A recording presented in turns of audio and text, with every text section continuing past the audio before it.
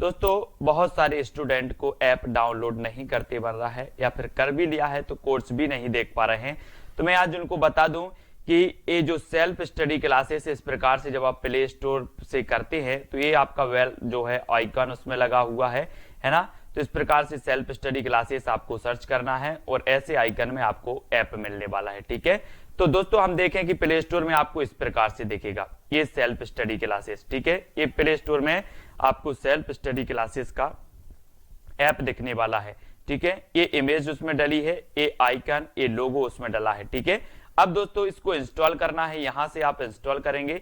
ठीक है, अब इंस्टॉल करेंगे तो वहां पर आपको नंबर मांगेगा, जीमेल नंबर मांगेगा, तो आपको ओटीपी आएगा, तो आप रजिस्टर करके आगे बढ़ेंगे। तो साथियों आज का सेशन स्टार्ट हो चुका है और दोस्तों जिन भी साथियों ने अभी तक सेल्फ स्टडी क्लासेस का ऐप डाउनलोड नहीं किया है, आप सेल्फ स्टडी क्लासेस का ऐप जरूर डाउनलोड करें। दोस्तों आपको क्या करना है, प्ले स्टोर में सर्च करना है सेल्फ स्टडी क्लासेस। ठीक है, तो ये पूरा आपको लिखा मिल जाएगा और ऐप आपको डाउनलोड कर लेना। अगर दोस्तों आप हिंदी साहित्य की तैयारी कर रहे हैं, UK, LT, TGT, PGT, Punjab master cadre या फिर जूनियर टेट एग्जाम की तैयारी कर रहे हैं, तो दोस्तों ये वीडियो आपके लिए है। ये ऐप जो है सेल्फ स्टडी क्लासेस, ये आपके लिए। ठीक है, तो जिन भी साथियों ने अभी तक वीडियो को लाइक नहीं किया वो जल्दी से लाइक करें और वीडियो को दोस्तों अपने मित्रों तक शेयर जरूर करें। आज हम द्विवेदी योग को पढ़ने वाले, इसके पहले दोस्तों हमने भारतेंदु योग को पढ़ा आधुनिक काल में। आज अपन द्विवेदी योग को पढ़ेंगे। द्विवेदी योग में आपको बताना है कि द्विवेदी योग का जो नामकरण किया गया वो किसके नाम पर किया गया, ये आपको चयन करना है। ठीक है, तो सभी साथी ऐसे हैं जिन्होंने सेल्फ स्टडी क्लासेस का ऐप डाउनलोड कर लिया है, तो जल्दी जल्दी से फटाफट से उत्तर बताएंगे। द्विवेदी योग नामकरण किया है तो किसने किया है बताइए, है ना, किसके नाम पर किया गया है, ये क्वेश्चन आपको बताना है। तब आपका यहां पर बिल्कुल द्विवेदी योग नामकरण किया गया ये आपसे पूछा गया और आपने बिल्कुल सही आंसर चयन किया है कि महावीर प्रसाद द्विवेदी।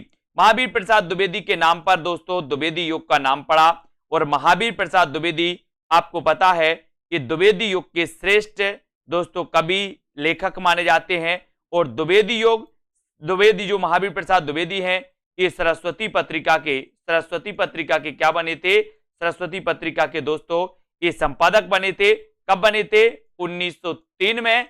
और सरस्वती पत्रिका यानी कि दोस्तों 1900 ईस्वी से ही द्विवेदी योग का आरंभ माना जाता है, 1900 ईस्वी से। ठीक है, ये आपको याद रख लेना। द्विवेदी योग का नामकरण महावीर प्रसाद द्विवेदी के नाम पर किया गया।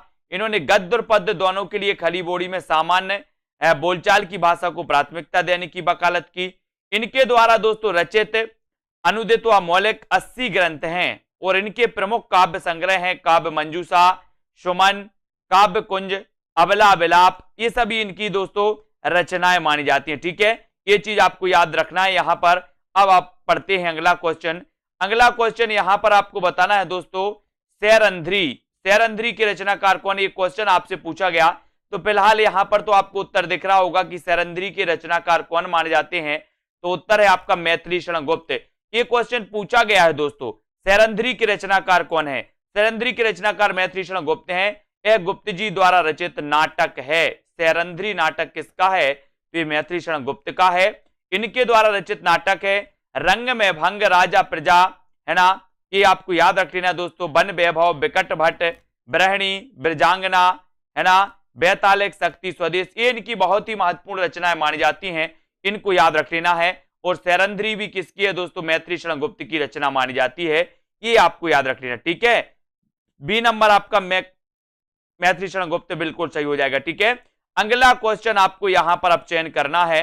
अगला क्वेश्चन है आपका कि कौन सी रचना अयोध्या से उपाध्याय हरिऔध की है। अयोध्या से उपाध्याय हरिऔध आपको पता होगा दोस्तों, अयोध्या से उपाध्याय हरिऔध जो हैं ये द्विवेदी युग के श्रेष्ठ कवि और लेखक माने जाते हैं। अयोध्या से उपाध्याय हरिऔध ने दोस्तों खड़ी बोली का प्रथम महाकाव्य लिखा था जिसका नाम था प्रिय प्रवास, आपको पता है ना। और आपसे अगर पूछा जाए कि खड़ी बोली का प्रथम महाकाव्य कौन सा है, तो प्रिय प्रवास, है ना। अयोध्या से उपाध्याय हरिऔध की रसकला कृष्ण शतक इनकी प्रथम रचना मानी जाती है, ये भी आपको याद रख लेना, कृष्ण शतक।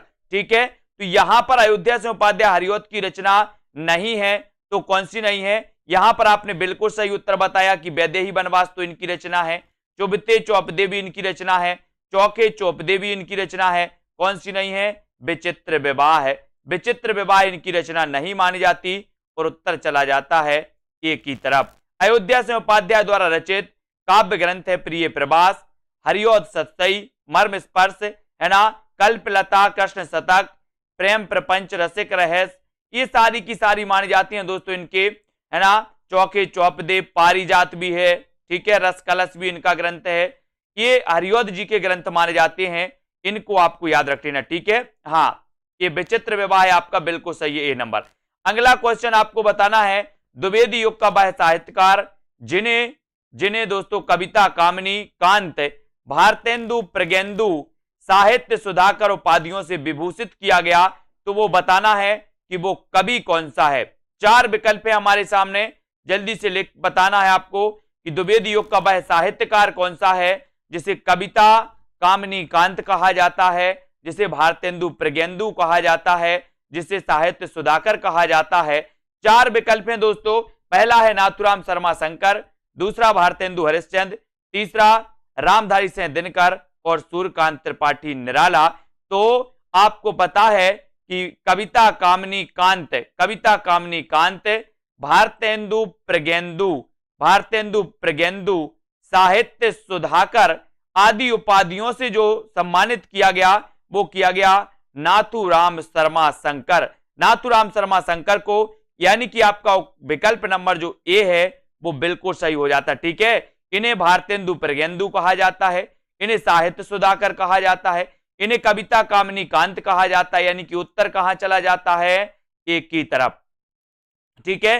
द्विवेदी युग के साहित्यकार नाथुराम शर्मा शंकर को कविता, कामिनी, कांत, है ना, भारतेंदु प्रज्ञेंदु, साहित्य सुधाकर आदि उपाधियों से विभूषित किया गया, ये भी याद रख लेना।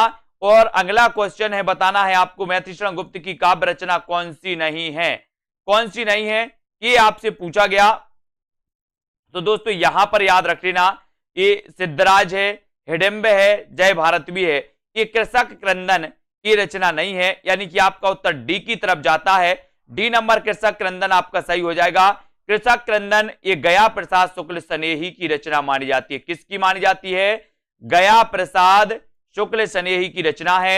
इनकी अन्य रचनाएं हैं प्रेम पच्चीसी, राष्ट्रीय वीणा, त्रिशूल, है ना, तरंग, करुणा तथा कादम्बिनी, ये सभी मानी जाती हैं, है ना। रंग में भंग, जयद्रथ वध, किसान, विकट भट्ट, गुरुकुल, साकेत, भारत भारती, झंकार, यशोधरा, द्वापर, जय भारत, विष्णुप्रिया, हिडिंबा, सिद्धराज, हिंदू, बैतालिक तथा पंचवटी आदि ये सभी रचनाएं किसकी हैं?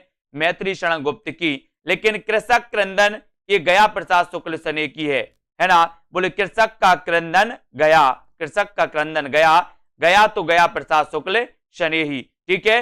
अगला क्वेश्चन आपसे पूछा जाता है दोस्तों, अगला आपको बताना है कि मैथिलीशरण गुप्त की कौन सी रचना महाभारत संबंधी नहीं है। महाभारत संबंधी कौन सी नहीं है पूछा है यहां पर। तो वन वैभव नहीं है, शक्ति, सैरंध्री या फिर कव संहार। प्रश्न क्रमांक 6 और 6 में आपको चयन करना है, छठवीं का आंसर क्या हो जाएगा? महाभारत संबंधी नहीं है तो कौन सी नहीं है बताइए। 4 विकल्प है, चौथा विकल्प सैरंध्री है ना, चौथा विकल्प सैरंध्री है। और दोस्तों 3 विकल्प आपको दिख रहे होंगे, वन वैभव, शक्ति, है ना, और दोस्तों कप संहार और सैरंध्री। तो यहां पर आपको इतना याद रखना है कि जो ये शक्ति है, शक्ति, ये दोस्तों महाभारत संबंधी नहीं है और उत्तर चला जाता है विकल्प नंबर बी की तरफ, है ना। तो ये बी नंबर आपका बिल्कुल सही है। मैथिलीशरण गुप्त की कौन सी रचना महाभारत संबंधी नहीं है? तो बी नंबर बिल्कुल राइट, है ना, वेरी गुड, बी नंबर आपका सही उत्तर हो जाता है। अब दोस्तों आते हैं अगले प्रश्न की ओर। अगला प्रश्न यहां पर हम देखेंगे कि मैथिलीशरण गुप्त की शक्ति रचना महाभारत संबंधी नहीं, जबकि वन वैभव, वक संहार, सैरंध्री महाभारत संबंधी रचनाएं हैं, ये भी आपको याद रख लेना। अगला क्वेश्चन आपकी स्क्रीन पर है, हरिओद कृत काव्योपवन का प्रकाशन वर्ष क्या है? बहुत बढ़िया प्रश्न है, काव्योपवन। सुरभि जी बिल्कुल, हरिओद कृत काव्योपवन का प्रकाशन वर्ष आपको बताना है। जो भी साथी जूनियर टेट एग्जाम की तैयारी कर रहे हैं, जो भी स्थिति PGT, TGT, Punjab master cadre exam की तैयारी कर रहा है, यूकेएलटी की, वो दोस्तों ऐप डाउनलोड कर लें, प्ले स्टोर में सर्च करें सेल्फ स्टडी क्लासेस, है ना। और जिन भी साथियों को कोर्स में एडमिशन लेना है हिंदी साहित्य के दोस्तों, जूनियर टेट एग्जाम के, मास्टर कैडर एग्जाम के, तो इसकी फीस रखी है दोस्तों अभी आपको 1200 रुपए, ठीक है। तो इस फीस में आप दोस्तों एडमिशन ले सकते हैं और अपनी पढ़ाई को क्रमबद्ध कर सकते हैं। हरियोध कृत काव्योपवन का प्रकाशन वर्ष क्या है, तो उत्तर चला जाता 1909। 1909 यानी सी नंबर, है ना। काव्योपवन सी नंबर 9 आपका बिल्कुल सही हो जाएगा। हरियोध कृत काव्योपवन का प्रकाशन वर्ष 1909 ईस्वी है और हरियोध द्वारा रचित काव्य है प्रिय प्रवास, सभी को पता है। पारिजात, है ना, वैदेही वनवास, कृष्ण शतक इनकी पहली रचना है। प्रेम प्रपंच, चोखे चौपदे, चुभदे चौबदे, है ना। और दोस्तों ये सारी की सारी रचनाएं मानी जाती हैं इनकी अयोध्या से उपाध्याय हरियोध की। अब अगला क्वेश्चन आपको यहां पर चयन करना है, किसके साहित्य को हम सरस्वती और इंदु में जिस प्रयोगात्मक रूप में देखते हैं वही उस साहित्य का असली रूप है। किसके साहित्य को बताइए, 8 का प्रश्न बताना है। किसके साहित्य को हम सरस्वती और इंदु में जिस प्रयोगात्मक रूप में देखते हैं वही उस साहित्य का असली रूप है। भारतेंदु योग, द्विवेदी योग, छायावादी योग या फिर आधुनिक युग। प्रश्न क्रमांक आपका 8 नंबर आपको चयन करना है, 8वां नंबर। प्रश्न क्रमांक 8 में, और 8 में आपका बिल्कुल सही आंसर हो जाएगा द्विवेदी युग। द्विवेदी युग यानी बी नंबर, ठीक है। किसके साहित्य को हम सरस्वती और इंदु में जिस प्रयोगात्मक रूप में देखते हैं वही उस साहित्य का असली रूप है, ये आपका द्विवेदी युग बिल्कुल सही हो जाएगा। बी नंबर आपका बिल्कुल सही हो जाएगा। द्विवेदी युगीन 1900 ईस्वी से 1918 ईस्वी तक साहित्य को हम सरस्वती एवं इंदु में जिस प्रयोगात्मक रूप में देखते हैं वही उस साहित्य का असली रूप है, ठीक है। और सरस्वती पत्रिका का प्रकाशन 1900 ईस्वी, ये आपको याद रख लेना है दोस्तों, ठीक है। आचार्य महावीर प्रसाद द्विवेदी जी इसके ख्याति लब्ध संपादक हुए, ये भी आपको याद रख लेना दोस्तों, है ना। ये सारी चीजें आपको याद रखनी है। अगला क्वेश्चन, खड़ी बोली हिंदी का आधुनिक कालीन प्रथम महाकाव्य कौन सा है। खड़ी बोली हिंदी का आधुनिक कालीन प्रथम महाकाव्य कौन सा माना जाता है। खड़ी बोली हिंदी का आधुनिक कालीन प्रथम महाकाव्य कौन सा माना जाता है, या ऐसे भी क्वेश्चन आ सकता है कि खड़ी बोली का प्रथम महाकाव्य कौन सा है। ऐसे भी घुमा के पूछ लिया है आपसे कि खड़ी बोली हिंदी का आधुनिक कालीन प्रथम महाकाव्य कौन सा है, बताइए। 4 विकल्प हमारे पास हैं और सभी को लगभग पता है कि खड़ी बोली हिंदी का जो प्रथम महाकाव्य है वो महाकाव्य है प्रिय प्रवास। कौन सा है, प्रिय प्रवास। खड़ी बोली हिंदी का आधुनिक कालीन प्रथम महाकाव्य प्रिय प्रवास, सन 1914 ईस्वी में अयोध्या से उपाध्याय हरियोध द्वारा रचित 17 सर्गों का प्रबंध काव्य है। प्रिय प्रवास का सर्वप्रथम नाम ब्रजांगना विलाप था। यह संपूर्ण काव्य संस्कृत के वर्ण वृत्तों पर आधारित है। इस प्रबंध काव्य में कृष्ण के बचपन से लेकर मथुरा प्रस्थान तक का वर्णन है ना। इसमें कितने सर्ग हैं, 17 सर्ग हैं, ये याद रख लेना हरियोध जी के प्रिय प्रवास में, इसको सभी याद रखेंगे। विख्यात जीवन व्रत हमारा लोक हित एकांत था, आत्मा अमर है देह नश्वर ए अटल सिद्धांत था। उपर्युक्त पंक्तियां किस कृति में संग्रहित हैं, बताइए किस कृति में संग्रहित हैं। विख्यात जीवन व्रत हमारा कौन सी कृति में संग्रहित है दोस्तों, ये 4 विकल्प आपको चयन करना है। तो विख्यात जीवन व्रत हमारा लोक हित एकांत था और आत्मा अमर है देह नश्वर ए अटल सिद्धांत था। उपर्युक्त पंक्तियां किस कृति में संग्रहित हैं, तो 4 विकल्प हैं, साकेत, है ना, सिद्धराज, भारत भारती या फिर इनमें से कोई नहीं। तो अब आपका राइटिंग सही हो जाएगा, उत्तर जो हो जाएगा सही वो हो जाएगा भारत भारती। भारत भारती में ये दोस्तों विख्यात जीवन व्रत हमारा लोक हित एकांत था, आत्मा अमर है देह नश्वर यह अटल सिद्धांत था। ये जो पंक्तियां हैं ये भारत भारती की पंक्तियां हैं और भारत भारती के रचनाकार कौन है, मैथिली शरण गुप्त, है ना, याद रख लेना। राष्ट्रीय काव्यधारा की रचना है, इसी रचना की प्रसिद्धि के कारण उन्हें राष्ट्र कवि की संज्ञा भी दी गई, ये भी आपको पता होगा। है ना। उपर्युक्त पंक्ति भारत भारती में संग्रहित है। 1912 ईस्वी में रचित भारत भारती ग्रंथ के लेखक मैत्री शरण गुप्त हैं। याद रख लेना, मैत्री शरण गुप्त का उपनाम कभी अगर आपसे पूछा जाए तो इनका उपनाम मधुप था। क्या नाम उपनाम था? इनका उपनाम था दोस्तों मधुप। किसका? मैत्री शरण गुप्त का। और इन्हें दद्दा भी कहते थे। क्या? दद्दा। ठीक है, ये राष्ट्रकवि थे। राष्ट्रकवि इन्हें दोस्तों मैत्री शरण गुप्त की जो भारत भारती इसकी प्रसिद्धि के कारण महात्मा गांधी ने राष्ट्रकवि की उपाधि दी थी, है ना। और इनका उपनाम क्या था? मधुप। और दद्दा भी इनका उपनाम था। कभी अगर एग्जाम में आ जाए तो छोड़ना नहीं। द्विवेदी युग की कविता है तो कौन सी है? उपदेशात्मक एवं इतिवृत्तात्मक कविता है ना। प्रकृति चित्रात्मक है, नव जागरण परक है, या फिर नारी चेतनात्मक है? बताइए। प्रश्न क्रमांक आपका 11 है। 11 में द्विवेदी युग की कविता बताना है। कविता है तो किस प्रकार की है, या कविता की विशेषता है तो वो किस प्रकार की विशेषता है? द्विवेदी युग की कविता है तो आपका सही उत्तर हो जाएगा उपदेशात्मक एवं इतिवृत्तात्मकता, है ना। इतिवृत्तात्मक यानी ए नंबर आपका बिल्कुल सही है ना। द्विवेदी युग की कविताओं में उपदेशात्मक एवं इतिवृत्तात्मक प्रमुख रूप से पाया जाता है। इतिवृत्तात्मक का नहीं होता है दोस्तों वस्तु वर्णन, है ना। और द्विवेदी युग को जागरण सुधार काल भी कहा जाता है। ये क्वेश्चन कई बार आया है कि जागरण सुधार काल किसे कहा जाता है? जागरण सुधार काल किसे कहा जाता है? ठीक है, तो आपको बताना है कि वो कहा जाता है द्विवेदी युग को। ठीक है, अगला है मैत्री शरण गुप्त ने इतिहास के उपेक्षित नारी पात्र को निम्न पुस्तक में प्रतिष्ठित किया, है ना। इतिहास के उपेक्षित नारी पात्र को किस पुस्तक में प्रतिष्ठित किया? बताइए। भारत भारती में, रंग में भंग, या फिर द्वापर, या फिर साकेत में? आपको पता है दोस्तों, है ना, बोले सर राम के साथ तो सीता वनवास गई थी, है ना, लेकिन लक्ष्मण के साथ उर्मिला नहीं गई थी। और ये इतिहास उपेक्षित नारी मानी जाती हैं दोस्तों, है ना, कि राम की सीता और राम का वियोग तो सबने देखा, लेकिन उर्मिला और लक्ष्मण का वियोग किसी ने नहीं देखा। यानी कि इतिहास के उपेक्षित नारी पात्र को निम्न पुस्तक में प्रतिष्ठित किया गया, तो वो पुस्तक है साकेत, है ना। साकेत मैत्री शरण गुप्त जी का महाकाव्य है और ये राम काव्य पर आधारित महाकाव्य माना जाता है दोस्तों, याद रख लेना।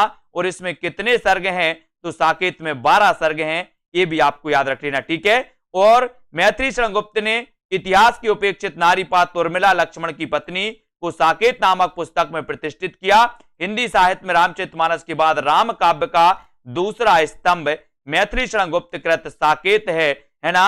और भारत भारती रंग में भंग, द्वापर, यशोधरा, पंचवटी, बिकट भट्ट, ये बिकट आया, बिकट भट्ट कई बार एग्जाम में पूछी गई ये रचना।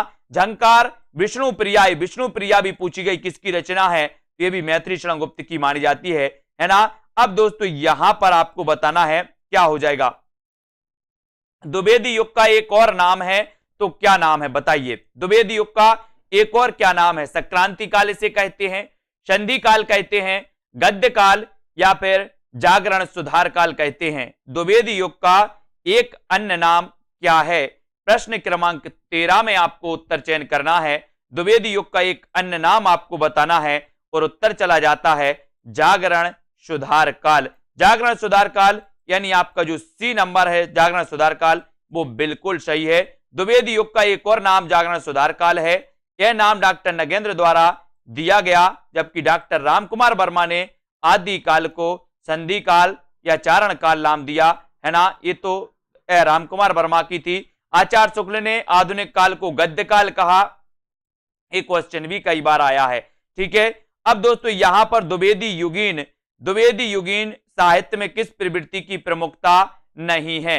द्विवेदी युगीन साहित्य में किस प्रवृत्ति की प्रमुखता नहीं है? तो गद्यात्मकता की, काव्यात्मकता की, इतिवृत्तात्मकता की, या फिर वैचारिकता की? द्विवेदी युगीन साहित्य में किस प्रवृत्ति की प्रमुखता नहीं है? बताइए।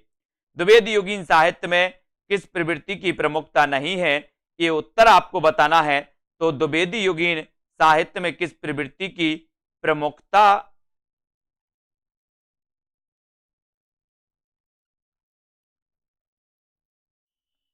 तो यहां पर आपका उत्तर हो जाएगा दोस्तों काव्यात्मकता। ये बी नंबर सही हो जाएगा। यहां पर ये डी नहीं होगा। काव्यात्मकता आपका बिल्कुल सही हो जाएगा, क्योंकि इतिवृत्तात्मकता की प्रमुख विशेषता मानी जाती है ना। तो ये बी नंबर आपका बिल्कुल सही है। गद्यात्मकता, वैचारिकता द्विवेदी युग प्रधान प्रवृत्तियां रही हैं। गद्यात्मकता भी रही है, वैचारिकता भी रही है ना, इतिवृत्तात्मकता भी रही है। नहीं रही तो कौन सी नहीं रही? काव्यात्मकता नहीं रही। और बी नंबर आपका बिल्कुल सही हो जाता है, बी नंबर।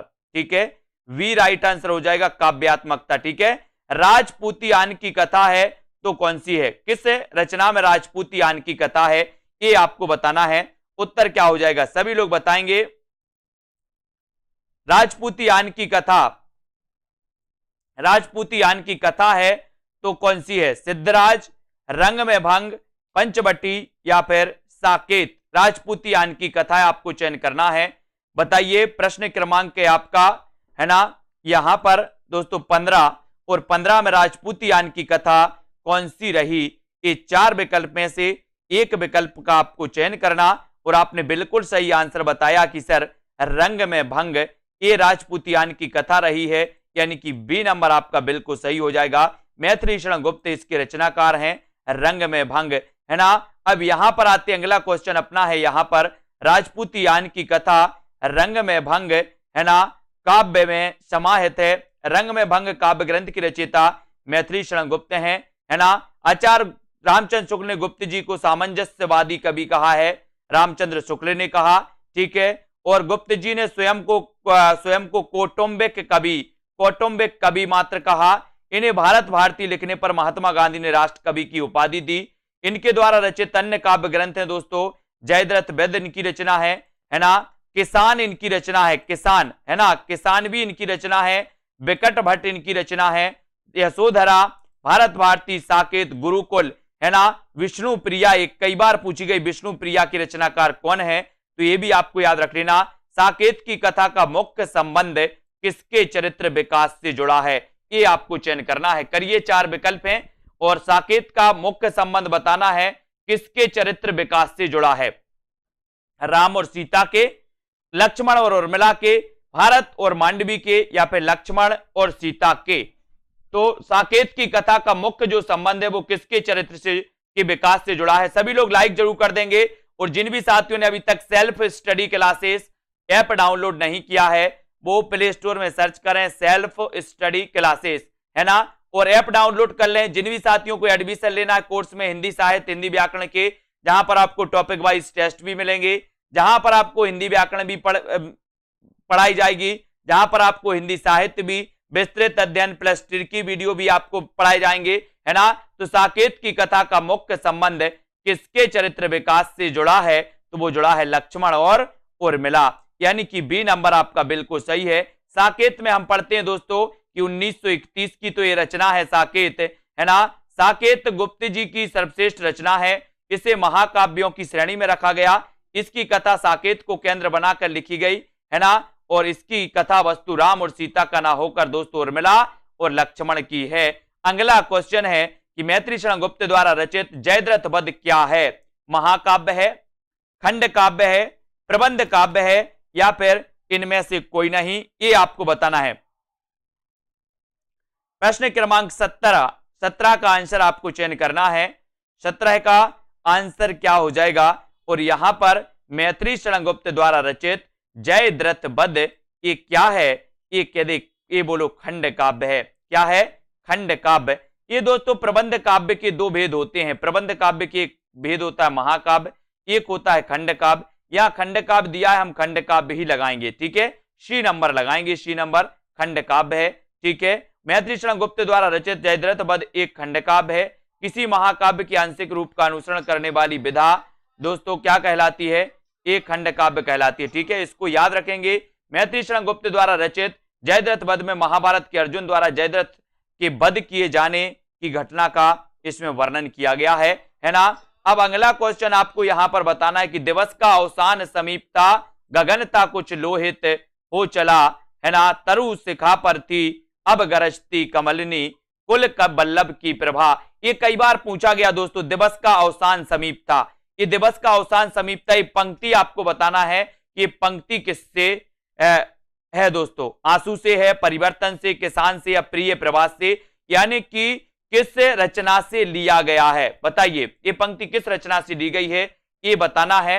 प्रश्न क्रमांक 18 में दिवस का अवसान समीप था, है ना, गगनता कुछ लोहित हो चला, तरु शिखा पर थी अब राजती कमलिनी, है ना। ये क्वेश्चन कई बार आया। और दिवस का अवसान समीप था, बोले किसके दिवस का? बोले प्रिय प्रभास, प्रिय के प्रभास का दिवस का अवसान समीप था। याद रख लेना, प्रिय प्रभास आपका सही होगा। प्रिय प्रभास खड़ी बोली का प्रथम महाकाव्य, है ना। इसमें 17 सर्ग हैं प्रिय प्रभास में, ये भी याद रख लेना। और ये दोस्तों किसकी रचना है? अयोध्या से उपाध्याय हरिऔध, है ना। उक्त काव्य पंक्तियों का संबंध दोस्तों द्विवेदी युग के श्रेष्ठ कवि माने जाते हैं अयोध्या से उपाध्याय हरिऔध, और इन्हें कवि सम्राट कहा जाता है। किसे, अगर आपसे कभी पूछा जाए कि कवि सम्राट किसे कहा जाता है, तो अयोध्या से उपाध्याय हरिऔध को। इन्होंने दोस्तों निःशुल्क नागरिक प्रचारणी सभा और साहित्य की सेवा के लिए इन्हें कवि सम्राट की उपाधि दी गई थी, है ना। 1914 ईस्वी में रचित प्रिय प्रभास 17 सर्ग इसमें माने जाते हैं। इसको आपको याद रख लेना दोस्तों। और यहां पर अगला क्वेश्चन आपको बताना है कि द्विवेदी जी ने किस भाषा को कविता के सिंहासन से उतारकर खड़ी बोली को प्रतिष्ठित करने में काफी योगदान दिया? तो बताइए, 4 विकल्प हैं, फारसी भाषा, संस्कृत भाषा, ब्रज भाषा या फिर पाली भाषा। किस भाषा को उतारकर दोस्तों खड़ी बोली को प्रतिष्ठित करने में काफी योगदान दिया? वो ऐसे दोस्तों कवि कौन थे, ऐसे लेखक कौन थे? तो वो लेखक कौन थे दोस्तों, ये भी आपको पता है कि वो महावीर प्रसाद द्विवेदी थे। लेकिन किस भाषा को उतारा था इन्होंने? तो ब्रज भाषा को दोस्तों सिंहासन से उतारकर, कविता के सिंहासन से उतारकर खड़ी बोली को प्रतिष्ठित करने वाले जो आचार्य थे वो द्विवेदी, है ना, आचार्य महावीर प्रसाद द्विवेदी थे। तो ये आपको याद रख लेना है कि द्विवेदी जी ने ब्रज भाषा को कविता के सिंहासन से उतारकर खड़ी बोली को प्रतिष्ठित करने में काफी योगदान दिया। Fort William college, Bharatendu Harishchandra तथा समकालीन साहित्यकारों के अतिरिक्त प्रयास से भारतेंदु युग तक खड़ी बोली गद्य, है ना, में प्रतिष्ठित हो गई थी दोस्तों। ये भी आपको याद रख लेना, ठीक है। अगले क्वेश्चन की ओर बढ़ेंगे। भाषा के रूप में स्थापित हो चुकी थी परंतु कविता की भाषा अब भी ब्रज भाषा ही बनी रही, है ना। चिरगांव किस कवि का जन्म स्थान है? चिरगांव जिला झांसी, बताइए, चिरगांव जिला झांसी किस कवि का जन्म स्थान है? माखनलाल चतुर्वेदी का, मैथिली शरण गुप्त, सुमित्रा कुमारी चौहान या फिर सुमित्रा नंदन पंत? चिरगांव किस कवि का जन्म स्थान है, ये आपको बताना है। प्रश्न क्रमांक है आपका 20 का आंसर आपको बताना है कि चिरगांव किस कवि का जन्म स्थान माना जाता है। माखनलाल चतुर्वेदी का तो नहीं है, किसका है बताइए। और उत्तर आपका बिल्कुल सही आंसर हो जाएगा कि सर चिरगांव जिला झांसी, चिरगांव में जन्म हुआ था राष्ट्र कवि मैथिली शरण गुप्त का, राष्ट्र कवि मैथिली शरण गुप्त का, जिनकी रचना भारत भारती के लिए 1912, ये दोस्तों 1912 की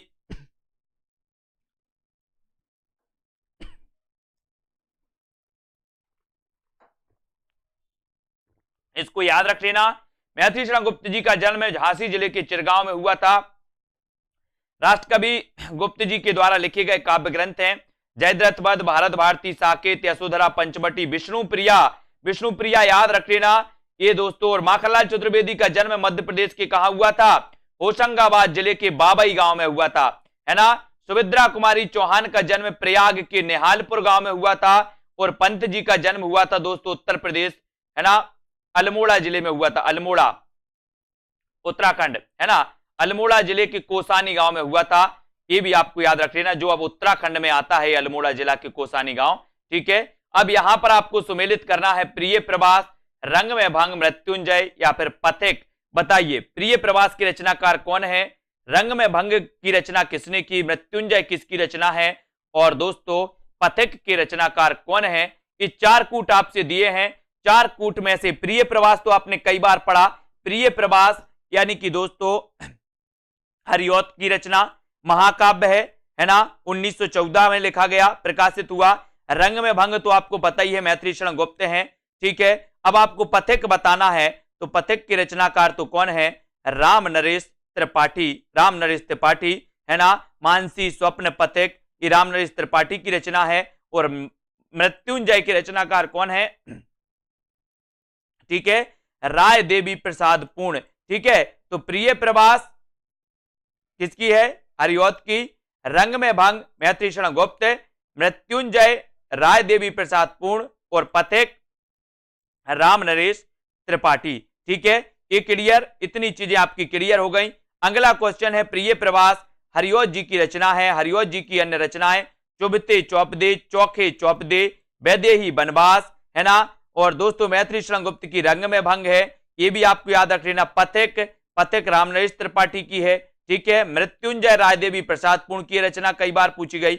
अब दोस्तों यहां पर आपसे रचना काल की दृष्टि से पूछा गया कि रचना काल की दृष्टि, रचना क्रम की दृष्टि से बताइए कृतियों का सही अनुक्रम क्या है। अगर आपको दिख रहा हो तो आप जरूर बताइएगा। प्रश्न क्रमांक रचना काल की दृष्टि से कृतियों का सही अनुक्रम बताना है तो चयन करिए रचना काल की दृष्टि से। और रचना काल की दृष्टि से इसका सही जो उत्तर है दोस्तों, रचना काल की दृष्टि से, सभी लोग वीडियो को लाइक जरूर कर दिएगा।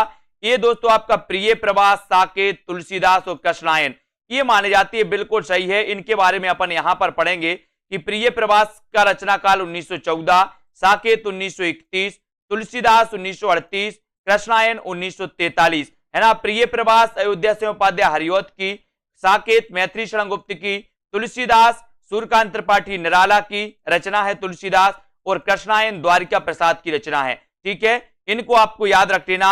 और दोस्तों आपको पता है कि हिंदी में रामचरितमानस के बाद राम काव्य का जो दूसरा स्तंभ माना जाता है वो साकेत महाकाव्य माना जाता है। राम काव्य पर आधारित महाकाव्य है दोस्तों, इसको अपन को याद रख लेना है। फिर बढ़ते हैं अगले क्वेश्चन की ओर। अगला क्वेश्चन आपको यहां पर चयन करना है। अगला क्वेश्चन आपको बताना है कि यहां पर चयन करिए। ये है दोस्तों आपका क्वेश्चन, आपको बताना है कि करते करते तुलसीदास भी कैसे मानस नाद, है ना, महावीर का यदि उन्हें मिलता नहीं प्रसाद। उक्त पंक्तियों के रचनाकार कौन है बताइए। ये उक्त पंक्ति किसी, करते तुलसीदास भी कैसे मानस नाद, महावीर का यदि उन्हें मिलता नहीं प्रसाद। उक्त पंक्तियों के रचनाकार आपको बताना है। ये पंक्ति किसकी है, ये पंक्ति आपको बताना है। और ये पंक्ति है दोस्तों मैथिली शरण गुप्त की, है ना। उक्त कवियों की रचना, पंक्तियों के रचनाकार राष्ट्रकवि मैथिली शरण गुप्त हैं, है ना। और दोस्तों मैथिली शरण गुप्त की निम्न कृतियां भारत भारती, पंचवटी, यशोधरा, झंकार, झंकार भी इनकी रचना है। ठीक है, ये मैथिली शरण गुप्त की पंक्ति मानी जाती है, पूछी गई है कई बार। और अगला क्वेश्चन है इतिवृत्तात्मकता किस काव्य युग की प्रमुख विशेषता है। ये क्वेश्चन तो कई बार आया, इतिवृत्तात्मकता के बारे में आपसे पूछा जाता है। और जिन भी साथियों ने अभी तक self study classes app download नहीं किया है वो आज ही दोस्तों सेल्फ स्टडी क्लासेस ऐप को डाउनलोड कर लें। ठीक है, और दोस्तों अपनी पढ़ाई को स्टार्ट कर दें। जिन भी साथियों को जूनियर टेट एग्जाम के लिए कोर्स में एडमिशन लेना है, जिन भी साथियों को टीजीटी पीजीटी के लिए कोर्स में एडमिशन लेना है, तो फीस मात्र 1200 रखी गई है। 1 साल तक वैलिड रहेगा ये आपका कोर्स, है ना। तो आप अध्ययन कर सकते हो। इतिवृत्तात्मकता किस युग की प्रमुख विशेषता है, उत्तर चला जाता है द्विवेदी युग की, है ना। इतिवृत्तात्मकता मतलब होता है वस्तु वर्णन, है ना। और वस्तु वर्णन द्विवेदी युग की प्रमुख विशेषता है, जिसकी सबसे मुख्य विशेषता देशभक्ति एवं राष्ट्रीय जागरण का उद्दीप्त स्वर माना जाता है। अगला क्वेश्चन आपकी स्क्रीन पर है साथियों, वैदेही बनवास के लेखक कौन है, आपको चयन करना है। 25 का उत्तर आपको बताना है, वैदेही बनवास। और अपन ने पढ़ी है दोस्तों, है ना, कौन कौन सी पढ़ी है, पारिजात पढ़ ली, कृष्ण शतक पढ़ ली, रसकलश पढ़ ली, प्रिय प्रवास पढ़ ली, वैदेही बनवास पढ़ ली, चौके चौपदे पढ़ ली, चुभते चौपदे पढ़ ली। ये सारी रचनाएं किसकी मानी जाती हैं, है ना। ये सारी रचनाएं मानी जाती हैं दोस्तों किसकी, अयोध्या से उपाध्याय हरिओत की। इन्हें कवि सम्राट कहा जाता है, ये भी याद रख लेना, कवि सम्राट की उपाधि से सम्मानित किया गया इनके लिए। और दोस्तों अयोध्या से उपाध्याय हरिओत याद रख लेना, ये द्विवेदी युग के श्रेष्ठ कवि माने जाते हैं। इनकी वैदेही बनवास इनकी रचना है और कई बार पूछी भी गई है। आधुनिक हिंदी कविता में द्विवेदी युग का समय बताना है, द्विवेदी युग की सीमा बताना है। दोस्तों द्विवेदी युग का काल क्या था, इसका चयन आपको करना है। सभी लोग राइट जरूर कर देना, सभी लोगों को राइट जरूर करना है। ठीक है, और दोस्तों है ना, पूरा आपको राइट यहां पर करना है। ठीक है, तो आधुनिक हिंदी कविता में द्विवेदी युग का काल सीमा कब तक माना जाता है, ये उत्तर आपको बताना है। जल्दी से बताएं अनीता जी, एक ही प्रश्न में थोड़ी बैठे रहेंगे अपन लोग, है ना।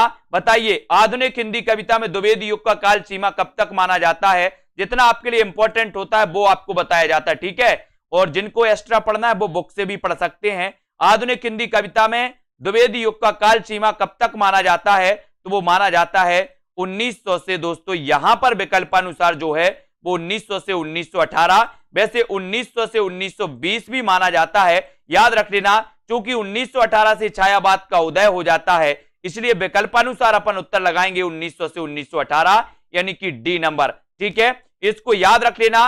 अगला क्वेश्चन, इनमें से कौन सा कवि द्विवेदी युग का है, ये प्रश्न क्रमांक 27 का आंसर बताना है। द्विवेदी युग का कवि कौन सा है, ये बताइए। बद्रीनारायण चौधरी प्रेमघन, राधा कृष्णदास, है ना, जसवंत सिंह, गया प्रसाद शुक्ल स्नेही। प्रश्न क्रमांक 27 बताइए, द्विवेदी युग का है तो कौन सा है, इनमें से कौन सा कवि द्विवेदी युग का है, ये आपको चयन करना है। तो द्विवेदी युग का कवि कौन सा है, बद्रीनारायण चौधरी प्रेमघन है क्या, है ना, राधा कृष्णदास है, जसवंत सिंह है, या फिर गया प्रसाद शुक्ल स्नेही। द्विवेदी युग का कवि कौन सा है, 4 विकल्प हैं। सेल्फ स्टडी क्लासेस ऐप जरूर डाउनलोड करना है आपको साथियों, है ना, और आपको विस्तृत अध्ययन पढ़ना है, ट्रिक से पढ़ना है, टॉपिक वाइज टेस्ट भी लगाना है। तो एक ही कोर्स में आपको ये सब कुछ मिलने वाला है। मात्र एक कोर्स आपको 1200 रुपए में दोस्तों एडमिशन इसमें आप ले सकते हो, कभी भी ले सकते हो। और द्विवेदी युग का कभी आपसे पूछा गया तो आपने बता दिया गया प्रसाद शुक्ल स्नेही, और उत्तर चला जाता है डी की तरफ। डी नंबर आपका बिल्कुल सही हो जाता है। ये द्विवेदी युग के कवि माने जाते हैं, कौन, गया प्रसाद शुक्ल स्नेही जी। इनको अपन को याद रख लेना है। और यहां पर दोस्तों याद रख लेना है, बद्रीनारायण चौधरी की बात करें तो इनका पूरा नाम था बद्रीनारायण चौधरी प्रेमघन, है ना। और दोस्तों आपको पता है कि ये प्रेमघन का जन्म हुआ था 1855 में, आपको पता होगा, है ना। राधा कृष्णदास का 1865 में। भारतेंदु युग के ये कवि माने जाते हैं, जबकि गया प्रसाद शुक्ल स्नेही 1883, यानी कि ये द्विवेदी युग के कवि माने जाते हैं। इनको भी याद रख लेना। जसवंत सिंह तो आपको पता ही है, इनकी भाषा भूषण रचना है और ये रीतिकाल के कवि हैं। ठीक है, अब अगला क्वेश्चन है, चौपट चपेट और मयंक मंजरी। चौपट चपेट और मयंक मंजरी नाटकों की रचनाकार कौन है, बताइए। चौपट चपेट और मयंक मंजरी, बढ़िया प्रश्न है। चौपट चपेट मयंक मंजरी नाटकों के रचनाकार आपको चयन करना है। किशोरी लाल गोस्वामी है, बाबू राम कृष्ण वर्मा है ना, या फिर मथुरा प्रसाद चौधरी, या फिर रूप नारायण पांडे हैं। तो चौपट चपेट और मयंक मंजरी के रचनाकार आपको बताना है। तो चौपट चपेट, बोले सर चपेटा खेलते हैं, किशोर किशोरियां चपेटा, आपने देखा होगा गांव में, है ना, एक खेल होता है चपेटा, है ना। तो चपेटा और मयंक मंजरी एक किशोरी लाल गोस्वामी जी के नाटक माने जाते हैं, और उत्तर चला जाता है आपका एक ही तरफ। ये नंबर आपका बिल्कुल सही हो जाता है। ठीक है, फिर अगला क्वेश्चन यहां पर आता है दोस्तों। अगला क्वेश्चन आपको बताना होता है कि द्विवेदी युग के सर्वश्रेष्ठ प्रगीतकार कौन माने जाते हैं। द्विवेदी युग के सर्वश्रेष्ठ प्रगीतकार कौन माने जाते हैं, रूप नारायण पांडे, लोचन प्रसाद पांडे, मुकुटधर पांडे, या फिर इनमें से कोई नहीं। द्विवेदी युग के सर्वश्रेष्ठ बताना है, द्विवेदी युग के सर्वश्रेष्ठ प्रगीतकार कौन माने जाते हैं। प्रश्न क्रमांक 29 और 29 द्विवेदी युग के दोस्तों सर्वश्रेष्ठ प्रगीतकार माने जाते हैं मुकुटधर पांडे। कौन माने जाते हैं, मुकुटधर पांडे, यानी कि आपका सी बिल्कुल सही है। और मुकुटधर पांडे को आचार्य रामचंद्र शुक्ल ने छायावाद का प्रवर्तक माना, है ना। मुकुटधर पांडे ने छायावाद शब्द का सबसे पहले प्रयोग किया। मुकुटधर पांडे ने स्वच्छंदतावाद शब्द का सबसे पहले प्रयोग किया। स्वच्छंदतावाद के प्रवर्तक माने जाते श्रीधर पाठक, लेकिन स्वच्छंदतावाद शब्द का सबसे पहले प्रयोग करने वाले जो हैं वो कौन है, मुकुटधर पांडे, है ना। और मुकुटधर पांडे द्विवेदी युग के सर्वश्रेष्ठ प्रगीतकार भी माने जाते हैं, ये चीज भी आपको याद रख लेना। और हिंदी साहित्य में द्विवेदी युग के सर्वश्रेष्ठ प्रगीतकार मुकुटधर पांडे माने जाते हैं। एक अर्थों में इन्हें छायावाद का जनक भी कहा जाता है। कानन कुसुम एवं पूजा के फूल इनकी प्रसिद्ध कृतियां हैं। रस कलश किसकी रचना है, ये उत्तर आपको बताना है दोस्तों, यानी कि रस कलश के रचनाकार कौन है, ये आपको चयन करना है। प्रश्न क्रमांक 30 का आंसर श्रीधर पाठक, अयोध्या से उपाध्याय हरिऔध, गया प्रसाद शुक्ल स्नेही, या फिर मैत्री शरण गुप्त। रस कलश किसकी रचना है, ये सभी लोग आंसर बताना है। कुरैशी जी बताइए, रस कलश के रचनाकार कौन है। आपको पता है कि कृष्ण शतक दोस्तों, कृष्ण शतक अयोध्या से उपाध्याय हरिऔध की पहली रचना मानी जाती, कौन सी, कृष्ण शतक। और ये जो रस कलश है ये भी रचना किसकी है, अयोध्या से उपाध्याय हरिऔध की। इनकी रचना, ये रचनाएं दी है रस कलश की रचनाकार है ना, अयोध्या से उपाध्याय हरिऔध, गुणवंत हेमंत श्रीधर पाठक की, भारत भारती मैथिली शरण गुप्त, प्रेम पचेसी गया प्रसाद शुक्ल सनेही की है, हरिऔध श्रीधर पाठक तथा मैथिली शरण गुप्त आदि ये द्विवेदी है ना मंडल के कवि माने जाते, द्विवेदी युग के कवि माने जाते। ठीक है, मैथिली शरण गुप्त की प्रतिभा का विकास सर्वाधिक किस साहित्य के रूप में देखने को मिलता है, ये बताना है दोस्तों। मैथिली शरण गुप्त की प्रतिभा का विकास सर्वाधिक किस साहित्य के रूप में देखने को मिलता है, ये आपको चयन करना है। सभी लोग आंसर चयन करेंगे और उत्तर आपका क्या हो जाएगा, उत्तर का आपको बताना है। और मैथिली शरण गुप्त की प्रतिभा का विकास सर्वाधिक किस साहित्य रूप में देखने को मिलता है, तो वो मिलता है प्रबंधकार के रूप में। प्रबंधकार के रूप में, यानी बी नंबर आपका बिल्कुल सही है, बी नंबर बिल्कुल सही हो जाएगा, प्रबंधकार के रूप में। इसको याद करेंगे, है ना। मैथिली शरण गुप्त की प्रतिभा का विकास सर्वाधिक प्रबंधकार के रूप में हिंदी साहित्य में देखने को मिलता है। ठीक है, रंग में भंग 1909, जयद्रथ वध, किसान, विकट भट्ट, गुरुकुल, साकेत, भारत भारती, झंकार, यशोधरा, द्वापर, जय भारत, पंचवटी, हिडिंबा, विष्णु प्रिया, इस सारी की सारी रचनाएं कुछ की मानी जाती हैं, मैथिली शरण गुप्त की। इन रचनाओं को याद करना है दोस्तों। मैथिली शरण गुप्त की कौन सी रचना नायिका प्रधान नहीं है, ऐसे भी क्वेश्चन आते हैं, नायिका प्रधान कौन सी रचना नहीं है, ये आपको बताना है। पंचवटी नहीं है, विष्णु प्रिया नहीं है, या फिर यशोधरा या साकेत नहीं है। इसका उत्तर सभी लोग बताएंगे, चयन करें सभी लोग, क्या हो जाएगा।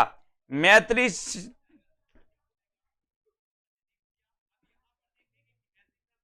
शरण गुप्त की कौन सी रचना आपको बताना है, कौन सी रचना नायिका प्रधान नहीं है, ये रचना आपको चयन करना है।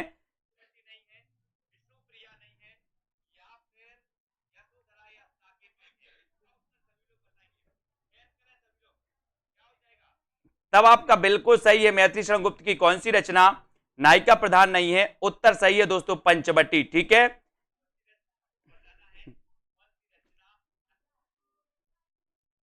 पंचवटी 1925, साकेत 1931, यशोधरा 1932, है ना। इन रचनाओं को आपको याद रखना है। और ये जो रचना है दोस्तों मैथिली शरण गुप्त की, जो पंचवटी रचना है, ये पंचवटी रचना क्या नहीं मानी जाती, नायिका प्रधान नहीं है, यानी कि आपका उत्तर बी नंबर बिल्कुल सही है। बी नंबर आपको चयन करना है यहां पर। ठीक है, बी नंबर, ये नायिका प्रधान नहीं मानी जाती, ये आपको याद रख लेना।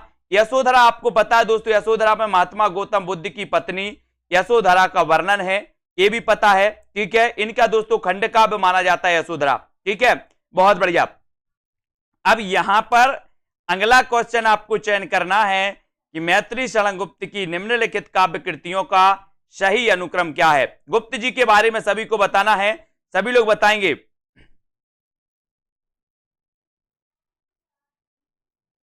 बताइए, मैथिली शरण गुप्त की काव्य कृतियों का सही अनुक्रम आपको चयन करना है, बताइए।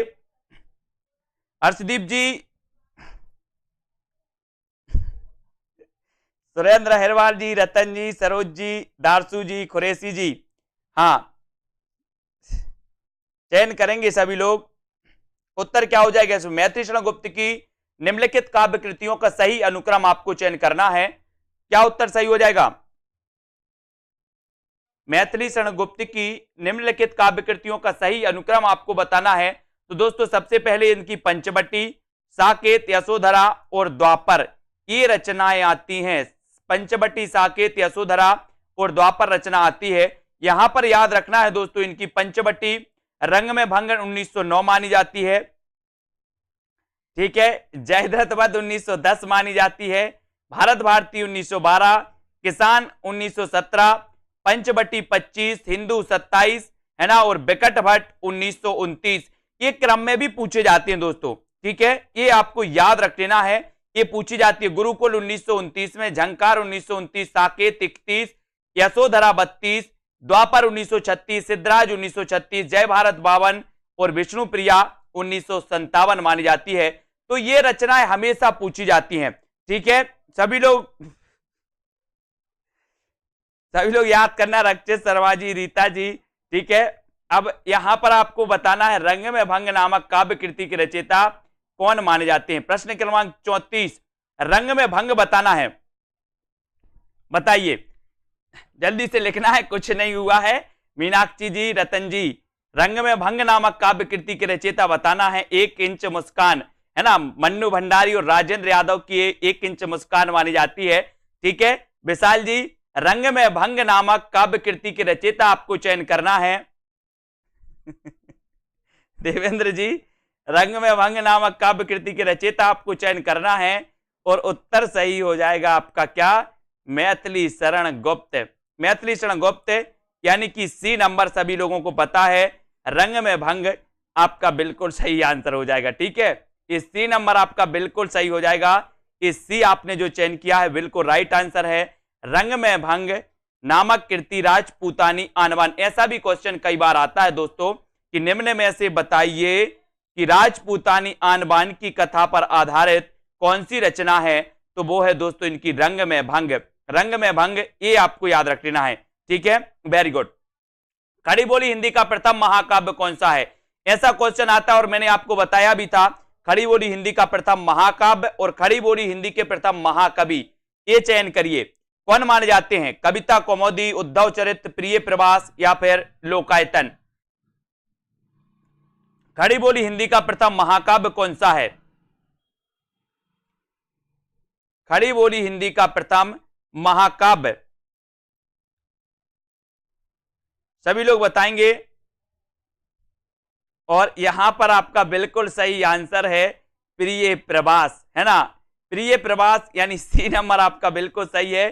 ठीक है, कल्पना जी, ओम प्रकाश जी, हर्षवी जी, सी नंबर आपका। खड़ी बोली हिंदी का प्रथम महाकाव्य माना जाता है प्रिय प्रवास और खड़ी बोली हिंदी के प्रथम महाकवि माने जाते हैं दोस्तों, कौन माने जाते हैं महाकवि, अयोध्या से उपाध्याय हरिऔध।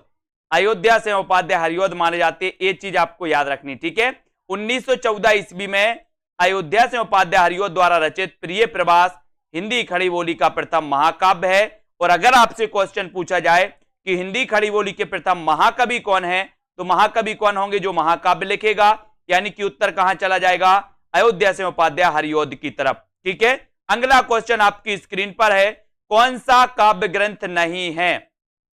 काव्य ग्रंथ कौन सा नहीं है, वैदेही वनवास, है ना, या फिर पथिक, भारत भारती या फिर रसक रंजन। कौन सा काव्य ग्रंथ नहीं है, ये आपको चयन करना है, कौन सा नहीं है बताइए। शिवानी सिंह जी, रीता जी, ज्योति जी, पार्टी होगी बिल्कुल, सभी को आमंत्रण सभी को जाएगा। कुरैशी जी, है ना,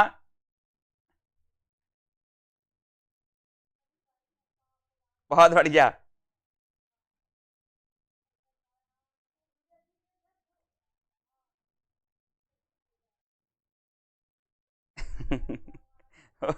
निम्न में से कौन सा काव्य ग्रंथ नहीं है, तो ये नहीं माना जाता रसक रंजन। कौन सा नहीं माना जाता, रसक रंजन, यानी सी नंबर आपका बिल्कुल सही है, सी आपका सही है। ठीक है, आप सभी लोग उत्तर देंगे, है ना, सी नंबर रसक रंजन आपका बिल्कुल सही हो जाएगा।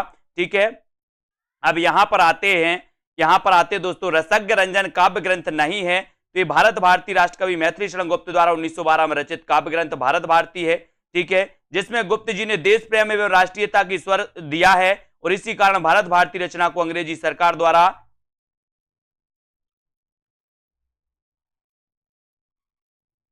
ठीक है जब्त कर लिया गया था। और दोस्तों, राम कथा पर आधारित काव्य ग्रंथ है, ये कौन सा, वैदेही वनवास और पथिक रामनरेश त्रिपाठी की एक काव्य कृति है। इनको आपको याद रख लेना।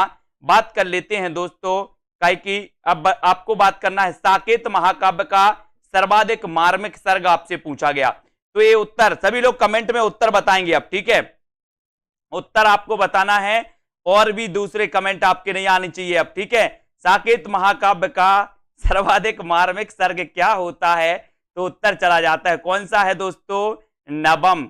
नवम सर्ग होता है, नवम सर्ग ये जो है ये सर्वाधिक मार्मिक सर्ग माना जाता है और उत्तर आपका हो जाता है डी नंबर, डी नंबर। ठीक है, डी आपका बिल्कुल सही है।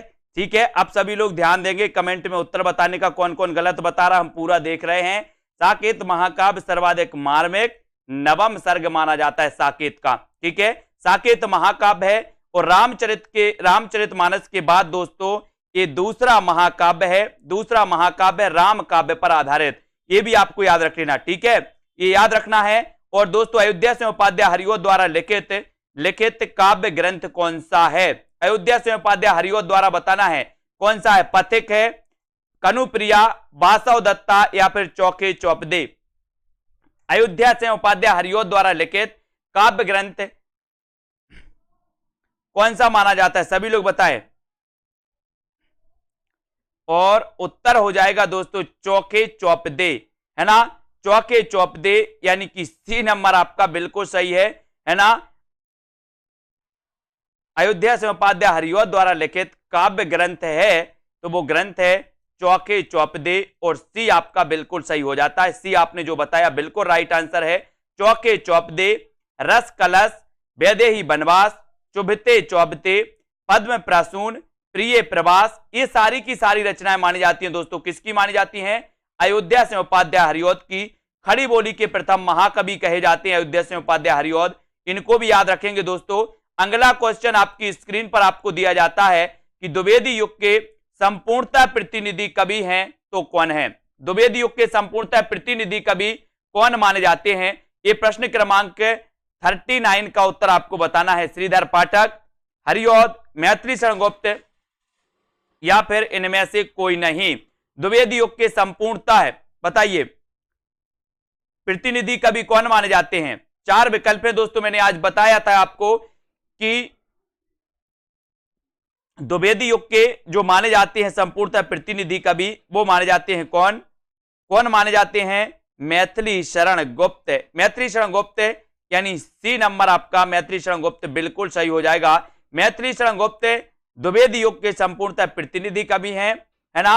भारत भारती, साकेत, यशोधरा, पंचवटी, जय भारत, झंकार, द्वापर, जयद्रथ वध, है ना, ये सारी रचनाएं मानी जाती हैं दोस्तों। किसकी मानी जाती हैं? अपने मैथिली शरण गुप्त साहब की। अब आपको भारत भारती में किस भावना की रूपरेखा प्रस्तुत है, ये उत्तर आपको बताना है, बताइए। तो यहां पर सीधा सीधा है, भारत भारती में किस भावना की रूपरेखा प्रस्तुत है, तो आपका उत्तर हो जाता है राष्ट्रीय भावना। राष्ट्रीय भावना की रूपरेखा प्रस्तुत की गई है ना। तो उत्तर कौन सा होता है? विकल्प नंबर वी, ठीक है। भारत भारती 1912 इसका रचना काल, और इसी रचना के कारण, इसी रचना की राष्ट्रीय भावना के कारण दोस्तों जो है किसको? गुप्त जी को राष्ट्र कवि की उपाधि भी मिली थी महात्मा गांधी द्वारा, ठीक है, बिल्कुल सही, बहुत बढ़िया। अगला क्वेश्चन आपकी स्क्रीन पर है दोस्तों, रत्नाकृत गंगा उतरण। रत्नाकृत गंगा उतरण आपको बताना है किस छंद में लिखा गया है? रत्नाकृत गंगा उतरण किस छंद में लिखा गया, ये आंसर बताना है। कभी कभी ऐसा भी क्वेश्चन आता है कि गंगा उतरण के रचनाकार कौन है, तो गंगा में अवतरण लेने वाला बोले सर रतन ही होगा कोई, ठीक है। तो ये 41 का आंसर बताना है। सभी लोग लाइक जरूर कर देना, और जिन भी साथियों को एडमिशन लेना है दोस्तों कोर्स में, वो एडमिशन लें, है ना। सेल्फ स्टडी क्लासेस आपको क्या करना है? प्ले स्टोर में सर्च करना है सेल्फ स्टडी क्लासेस, है ना, और दोस्तों लग जाना है अपनी पढ़ाई में। ऐप को डाउनलोड करिए, कोर्स में एडमिशन लेना है तो कोर्स में एडमिशन लीजिए, ठीक है, और अपनी तैयारी व्यवस्थित करिए, पढ़ाई करिए, जूनियर टेट वाले हों, है ना, या फिर दोस्तों अपने टीजीटी, पीजीटी, यूकेएलटी वाले या मास्टर कैडर वाले हों सभी। तो ये गंगा उतरण किस छंद में लिखा गया, ये आपसे पूछा गया, तो आपने लगाया है रोला। रोला यानी सी नंबर आपका बिल्कुल सही है। द्विवेदी युग के ब्रज भाषा के कवि जगन्नाथ दास रत्नाकर ने गंगा उतरण नामक काव्य ग्रंथ की रचना की, और ये किस छंद में की? रोला छंद में, ठीक है। इसके प्रत्येक चरण में 24 मात्राएं होती हैं, है ना, रोला में, ठीक है। अगला क्वेश्चन है, भक्ति काल में गृहस्थ जीवन का जैसा सुंदर चित्रण सूरदास में मिलता है, वैसा ही आधुनिक काल के किस कवि में यह मिलता है? बताइए किस कवि में मिलता है आधुनिक काल के? भक्ति काल में गृहस्थ जीवन का जैसा सुंदर चित्रण सूरदास में मिलता है, वैसा ही आधुनिक काल के किस कवि में यह मिलता है, ये आपको बताना है। 42 का आंसर बताना है, ठीक है। प्रयोगवाद के पूरे वीडियो आएंगे, सेकंड बैच का जो टेस्ट है प्रयोगवाद के आपको पूरे वीडियो पढ़ना है। 17 तारीख को सेकंड बैच का टेस्ट होगा, है ना।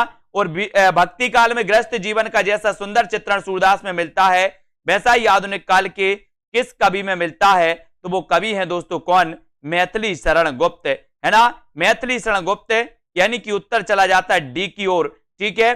द्विवेदी युगीन जो मैत्री शरण गुप्त जी हैं दोस्तों, है ना, इनकी रचनाओं में भी भक्त सूरदास की भांति ग्रस्त जीवन का सुंदर वर्णन मिलता है। इसको आपको याद रख लेना है ना। ये सारी की सारी रचनाएं तो आपको पता ही है दोस्तों मैत्री शरण गुप्त जी की। अगला क्वेश्चन आपकी स्क्रीन पर दिया गया है, आपको बताना है कि हिंदी भाषा के मानकीकरण की दृष्टि से कौन सा युग सर्वाधिक महत्वपूर्ण युग था। कौन सा युग था जो सबसे महत्वपूर्ण था हिंदी भाषा के मानकीकरण। आपने देखा होगा दोस्तों कि खड़ी बोली की जो पूर्ण प्रतिष्ठा हुई वो हुई कब हुई, द्विवेदी युग में, है ना। काव्य की रचना, काव्य की भाषा भी बन गई, है ना, और दोस्तों गद्य की भाषा भी बन गई, कौन सी, खड़ी बोली। आपने देखा होगा। तो यहां पर आपका बिल्कुल सही आंसर हो जाएगा कि हिंदी भाषा के मानकीकरण की दृष्टि से कौन सा युग सर्वाधिक महत्वपूर्ण युग था, तो वो युग था द्विवेदी युग। कौन सा युग था, द्विवेदी युग। और बी नंबर आपका द्विवेदी युग बिल्कुल सही हो जाता है, राइट हो जाता है, ठीक है। याद रखोगे हिंदी भाषा के मानकीकरण की दृष्टि से दोस्तों द्विवेदी युग सर्वाधिक महत्वपूर्ण युग था। इसका श्रेय पूरी तरह से आचार्य महावीर प्रसाद द्विवेदी को जाता है, सरस्वती पत्रिका को है। द्विवेदी जी वर्तनी, शुद्धता, उचित शब्दों, ब्राह्म चिन्हों के प्रयोग इत्यादि पर विशेष जोर दिया करते थे, ठीक है। और भारतेंदु युग को नव जागरण युग के नाम से जाना जाता है, ये आपको पता है दोस्तों। गद्य का विकास काल माना जाता है, प्राय सभी आधुनिक गद्य विधाओं का विकास इसी काल में हुआ था दोस्तों, ये आपको याद रख लेना, भारतेंदु युग में। और हिंदी कविता में मुक्तक छंद का प्रवेश छायावाद की प्रमुख देन है, मुक्तक छंद का, ठीक है। और परंपरा में दोस्तों हटकर नए भावबोधों का प्रकाशन प्रगतिवाद की प्रमुख उपलब्धि है, ये तो आपको पता ही है, मुक्त छंद का, ठीक है। किसान की रचनाकार कौन है, किसान, बताइए किसान की रचनाकार कौन है। 44 का उत्तर सभी लोग लाइक करेंगे। जो भी हमारे साथी हैं दोस्तों, यूपी टेट का भी नोटिफिकेशन आ गया, आप बढ़िया तैयार करिए, है ना। यूपी टेट में जो हिंदी पूछी जाती है, हिंदी की रचनाएं पूछी जाती हैं, उन रचनाओं को मैंने बहुत अच्छे से याद करवाया है, आप लोग पढ़ते रहिए। उन रचनाओं में दोस्तों किसान की रचनाकार आपको बताना है, तो किसान के रचनाकार माने जाते हैं कौन, बोले सर किसान मैथी बोता है। क्या बोता है गीतिका जी, मैथी बोता है, मैथी, है ना। तो मैथी से बनेगा मैथिली शरण गुप्त। किसान के रचनाकार हैं मैथिली शरण गुप्त, क्योंकि किसान मैथी बोता है तो मैथिली शरण गुप्त, यानी ये नंबर आपका बिल्कुल सही हो जाएगा, ये आपका सही है। रंग किसान, रंग में भंग, जयद्रथ वध, विकट भट्ट, है ना, पिलासी का युद्ध, गुरुकुल, साकेत, पंचवटी, सिद्धराज, ठीक है, यशोधरा, ये सारी रचनाएं मानी जाती हैं दोस्तों किसकी, मैथिली शरण गुप्त की। और ये द्विवेदी युग के कवि माने जाते हैं गुप्त जी। राष्ट्र कवि भी इन्हें कहा गया, और राष्ट्र कवि इन्हें दोस्तों इनकी प्रसिद्ध रचना 1912 में जो प्रकाशित हुई थी वो रचना, ठीक है, उसके कारण दोस्तों इन्हें प्रसिद्धि के कारण इन्हें राष्ट्र कवि की उपाधि दी थी। किसने दी थी राष्ट्र कवि की उपाधि, वो दी थी महात्मा गांधी जी ने, ठीक है। साकेत में कितने सर्ग हैं, बढ़िया प्रश्न है। साकेत दोस्तों 1931 का इसका रचना काल है ना। साकेत में बताना है इसका नवम सर्ग बड़ा मार्मिक सर्ग माना जाता है। उर्मिला और लक्ष्मण से संबंधित दोस्तों ये बहुत ही मार्मिक सर्ग है, इसको भी आपको याद रख लेना है। अब आपको बताना है, उत्तर बताना है कल्पना जी कि साकेत में कितने सर्ग हैं, ये उत्तर आपको चयन करना है। चयन करिए सभी लोग, साकेत में कितने सर्ग हैं ये आपको बताना है। 4 विकल्प हैं, 15, 11, 7 या फिर 12। तो आपको पता है कि सर अगर साकेत में पूछे हैं तो साकेत में 12 सर्ग हैं, अगर कामायनी में पूछा जाता तो 15 सर्ग हैं, अगर प्रिय प्रवास में पूछा जाता तो 17 सर्ग हैं, है ना, और रामचरितमानस में पूछा जाता तो 7 सर्ग हैं, है ना। ये हमेशा पूछे जाते हैं। कामायनी में 15 सर्ग, साकेत में 12 सर्ग, प्रिय प्रवास में 17 सर्ग, है ना, और रामचरितमानस में 7 सर्ग। ये क्वेश्चन आते हैं, हमेशा इनके लिए तैयार रहना है। और दोस्तों अगला क्वेश्चन है आपका कि खड़ी बोली का प्रथम महाकाव्य कौन सा है। बढ़िया प्रश्न है। अगर आपसे कभी महाकवि भी मैंने आपको बताया कि कभी खड़ी बोली का प्रथम महाकवि अगर पूछा जाए तो महाकवि के लिए भी रीनू जी, आकाश जी, विजय जी तैयार रहना है। और खड़ी बोली का प्रथम महाकाव्य कौन सा है ऐसा पूछा गया। जिन भी साथियों को दोस्तों एडमिशन लेना हिंदी साहित्य में आप ले सकते हो। मस्ती से पढ़ाएंगे, मजेदार तरीके से पढ़ाएंगे, कभी आपको नहीं लगेगा कि हम पढ़ाई कर रहे हैं। हंसते हंसते, है ना, और मुस्कुराते मुस्कुराते आपको बहुत सारी चीजें याद हो जाएंगी। आपको खुद पता नहीं चलेगा कि हिंदी साहित्य हो कितना याद गया है ना। खड़ी बोली का प्रथम महाकाव्य प्रिय प्रभास। प्रिय प्रभास बी नंबर। यहां तो केवल अपन प्रैक्टिस से पढ़ते हैं दोस्तों, टेस्ट लगाते हैं, पुस्तक से पढ़ते हैं, है ना। बाकी आपको बहुत अच्छे तरीके से पढ़ाया जाता है दोस्तों। कहां पर? ऐप में विस्तृत भी पढ़ाया जाता है, ट्रिक से भी पढ़ाया जाता है, सारी चीजें। प्रिय प्रभास को खड़ी बोली का प्रथम महाकाव्य माना जाता, इसके रचयिता हरिऔध, हरिऔध माने जाते हैं, है ना। ये भी याद रख लेना। साकेत महाकाव्य दोस्तों मैथिली शरण गुप्त का है। कामायनी महाकाव्य जयशंकर प्रसाद का है। और लोकायतन महाकाव्य के रचयिता भी कौन है? सुमित्रानंदन पंत, जिन्हें प्रकृति का चितेरा कवि कहा जाता है, जिन्हें दोस्तों जो है इनकी रचना जो पल्लव है, जिसे छायावाद का घोषणा पत्र कहा जाता है, पल्लव को छायावाद का मैनिफेस्टो कहा जाता है। अब अगला क्वेश्चन जो आपको बताना है वो क्वेश्चन यहां पर आता है कि क्षत्रिय उठो अब तो कुयस की कालीमा को मैट दो, है ना। निज देश को जीवन सहित तन मन धन, है ना, तथा धन भेंट दो। वैस्यो सुनो व्यापार सारा मिट चुका है, देश का सब धन विदेशी हर रहे हैं, पार है क्या किलेश का। ये उपर्युक्त पंक्तियों के रचनाकार कौन माने जाए? ऐसी कौन बात करेगा दोस्तों अंग्रेजों के समय, ऐसी कौन बात करेगा जिसमें दम होगी? जो राष्ट्र की दोस्तों राष्ट्र भावना से लिखेगा वो ही करेगा, है ना। तो राष्ट्र भावना से लिखने वाले जो कवि थे वो कवि थे कौन? कौन थे? मैथिली शरण गुप्त। यानी कि आपका उत्तर बी नंबर मैथिली शरण गुप्त बिल्कुल सही हो जाएगा। उपर्युक्त पंक्तियों के रचनाकार मैथिली शरण गुप्त जी। भारत भारती रंग में भंग विकट केल इनकी अन्य रचनाएं हैं तथा ये राष्ट्र कवि के पद पर आसीन है ना। ये तो बिल्कुल सही है, ठीक है।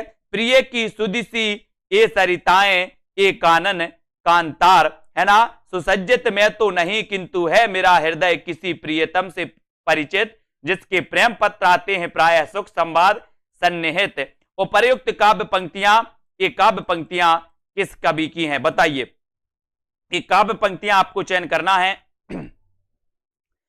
अयोध्या से उपाध्याय हरिऔध की हैं, रामनरेश त्रिपाठी या फिर लाला भगवान दीन की। ऐसे कौन से साथी हैं दोस्तों जिन्होंने अभी तक सेल्फ स्टडी क्लासेस का ऐप डाउनलोड नहीं किया? आप ऐप डाउनलोड करिए दोस्तों। जल्दी दोस्तों फ्री आपके लिए टेस्ट सीरीज चलाई जानी है ना, हिंदी साहित्य की।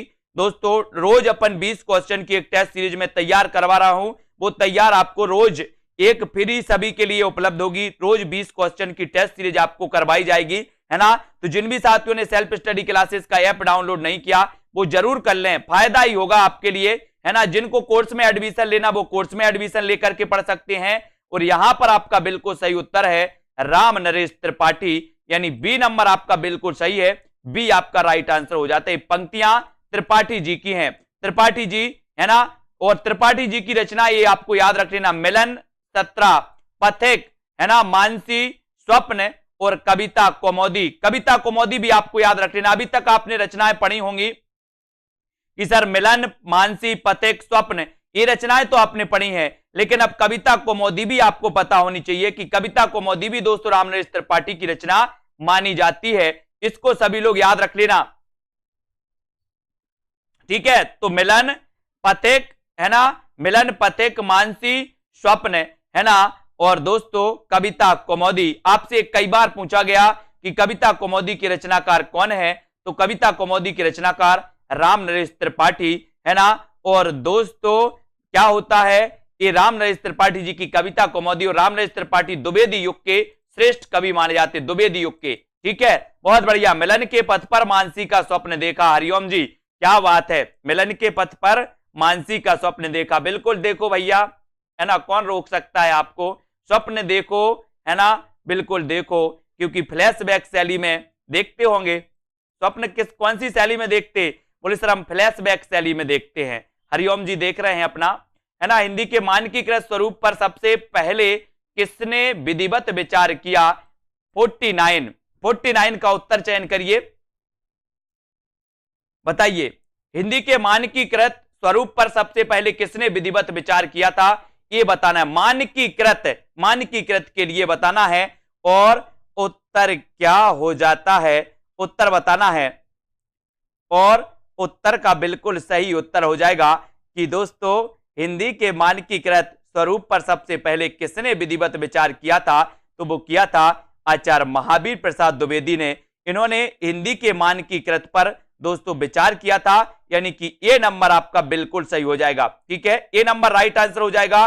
सभी लोग वीडियो को लाइक जरूर कर देना साथियों, जो भी हमारे साथियों है ना हिंदी साहित्य से संबंधित हैं। हिंदी के मानकीकृत स्वरूप पर सबसे पहले आचार्य महावीर प्रसाद द्विवेदी ने विधिवत विचार किया और आचार्य द्विवेदी जी ने सरस्वती पत्रिका के संपादन करते हुए हिंदी के मानक रूप तथा लेखन में एक रूपता की बात की थी। एक क्वेश्चन आपके लिए जल्दी से बताना है आपको कि सरस्वती पत्रिका के संस्थापक कौन थे, बताइए।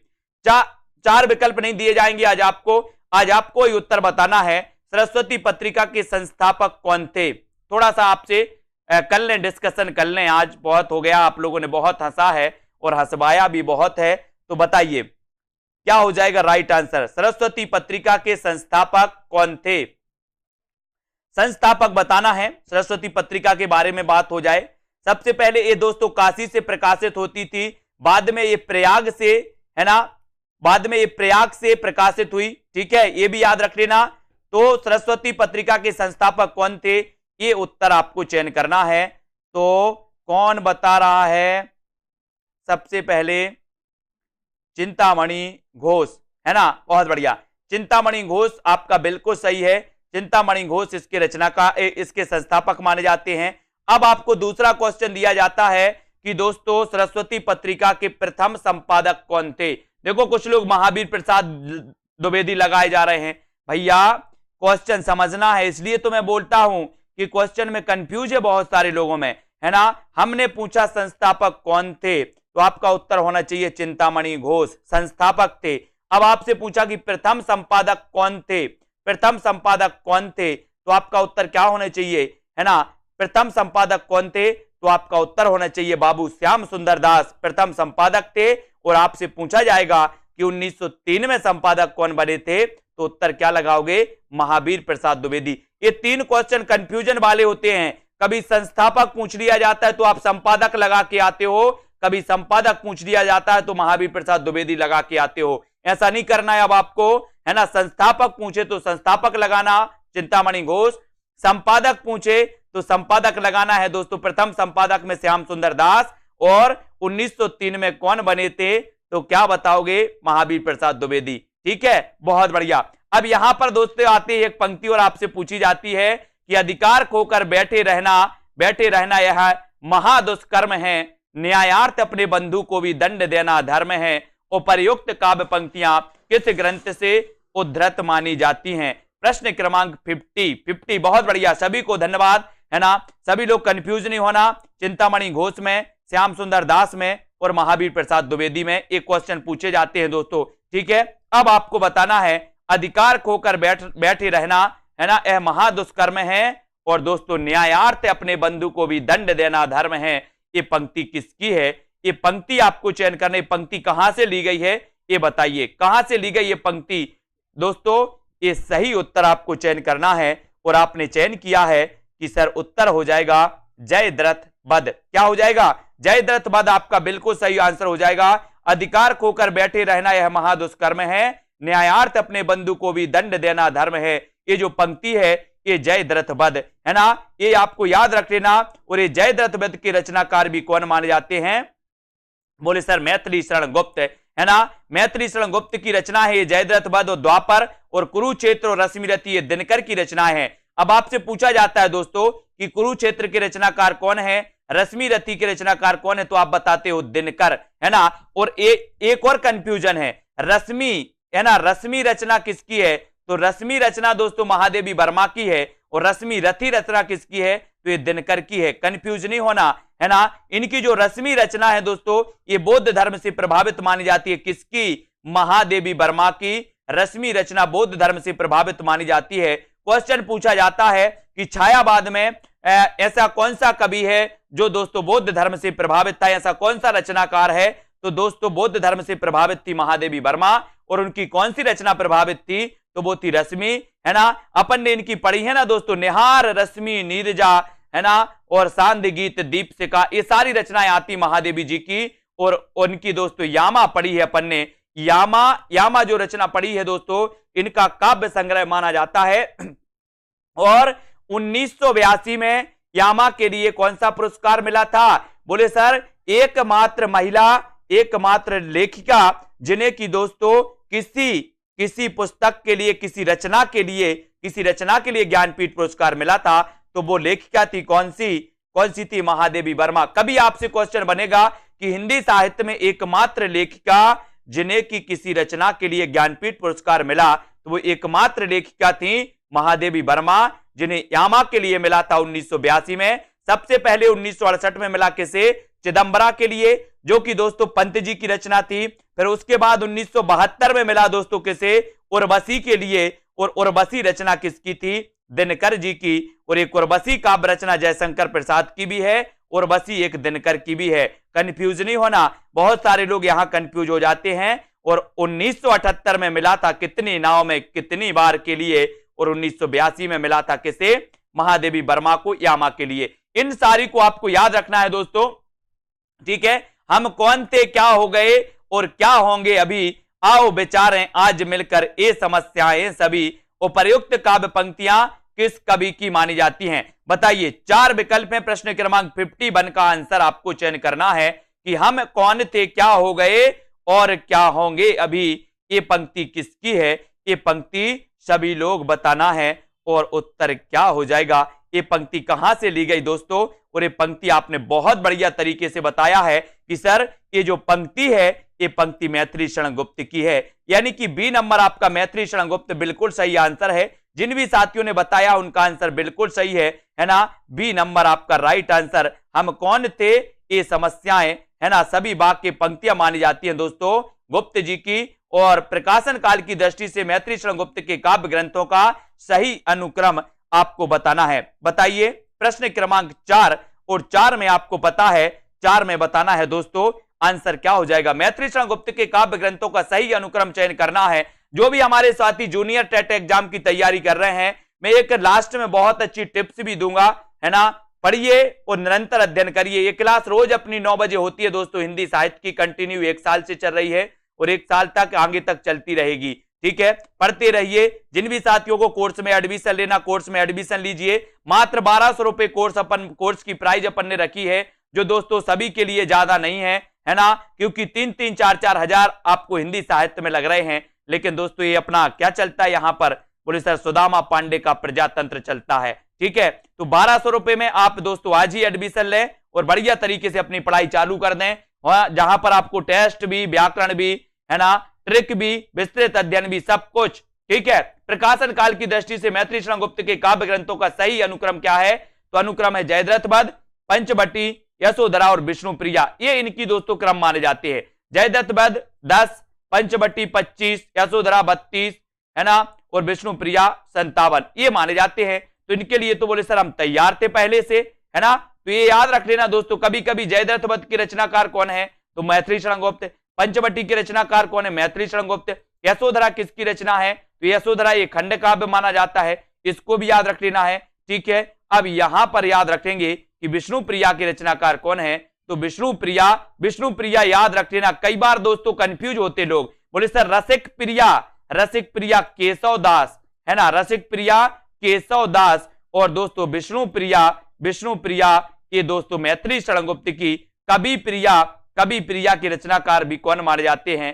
केशव दास, ठीक है। बहुत बढ़िया तरीके से दोस्तों आज अपने पढ़ा, है ना। अब आपके लिए थोड़े से कुछ मैं पूछ लेता हूं। आज अपन ने द्विवेदी युग के बारे में पढ़ लिया है। द्विवेदी युग के कुछ और प्रश्न हैं जिनके बारे में अपन यहां पर चर्चा करेंगे, है ना, कि द्विवेद खड़ी बोली का पहला महाकाव्य कौन सा है? तो ये तो आपको पता ही है, प्रिय प्रवास है, सभी को पता है, ठीक है। मैथिली शरण गुप्त के दोस्तों रचनाओं में इनकी रचनाएं दोस्तों ली जाती हैं कि चुभते चौबते हैं इनकी, पद्म प्रसून है, चौके चौपदे। एक क्वेश्चन आपके लिए है, आपको बताना है कि अयोध्या से उपाध्याय हरिऔध की प्रथम रचना कौन सी थी? अयोध्या से उपाध्याय हरिऔध की प्रथम रचना कौन सी थी? जल्दी से बताइए। ये महाकवि कहे जाते हैं, खड़ी बोली के प्रथम महाकवि। चयन करिए और कमेंट में लिखिए फटाक से। देखते हैं सबसे पहले कौन उत्तर बताता है। अयोध्या से उपाध्याय हरिऔध की प्रथम रचना कौन सी थी? कमेंट में लिखना है। भारत भारती तो सभी को पता है, लेकिन हरिऔध के बारे में आपको बताना है कि कौन सी रचना प्रथम थी। प्रथम कौन सी थी ये बताइए। और प्रथम रचना के बारे में पूछा गया तो प्रथम रचना कौन सी थी हरिऔध जी की? बताइए। मंजू यादव जी, रविंद्र जी, करम संधू जी, रश्मि सिंह जी बताइए, सुनील शर्मा, सीता देवी जी, बहुत बढ़िया आंसर आया है।